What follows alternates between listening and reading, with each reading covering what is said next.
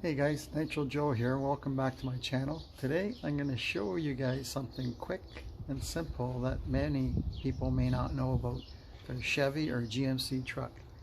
Check this out.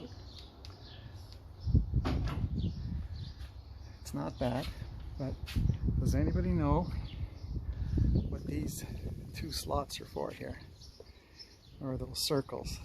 First one obviously for a drink holder. But does anybody know what that one's for?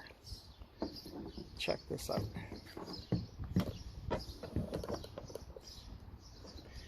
Set that up for you guys.